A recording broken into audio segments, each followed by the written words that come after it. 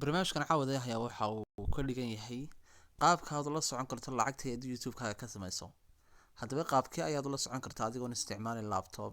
Badanaa moobiladu ma awoodi karaan sida ay dadku aaminsan yihiin inaad kala socoto dhaqdhaqaaqa moobilka YouTube-kaaga qaabka uu lacagta u sameynayo, inta comment iyo like iyo share waxaad hesho.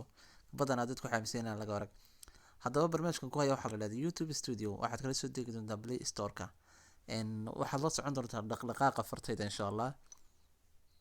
waxaan gudageli doonaa Play Store-ka inagoo ku qori doonaa YouTube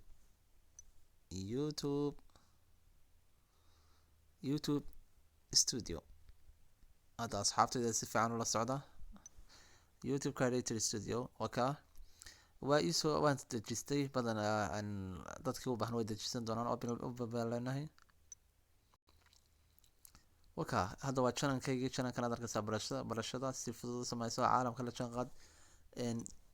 haddaba qaabka loo isticmaalayo bal aynu gudagalno iyo waxyaabaha badanaa aan jecelahay inuu kala faa'iidaysano. video baynu leenahay dhammaantood waa kuwan. iska qaad sawir qaabka ugu fudud ee sida awood loogu gasho waxa weeye channelkayda barashada Android-ka channelkayga. hadda caawa waxaan soo geliyay labada clip ee ugu sarreeya si fudud samayso Facebook caalamka la jaanqaad wada calaamadii dollarka si fudud oo kala soo dhaqdhaqaaqa lacagta uu sameeyay channelkaygan cusub. your statement revenue 0.6 cent ayuu sameeyay. waxa weeye saad arkaysaan channelkayga barashada Android-ka.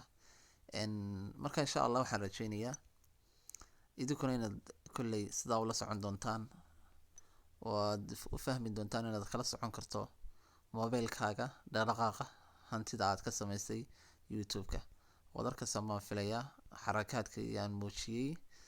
moobilka kala soco 740 ayaa la daawaday, 20 baa la daawaday, 19 baa la daawaday, 18 baa la daawaday, 18. marka waxa weeye dhaqdhaqaaqa dabcan channelkaaga. halkan oo kale revenue haddaan idhaahdo wuxuu tusayaa lacagtii aan sameeyay.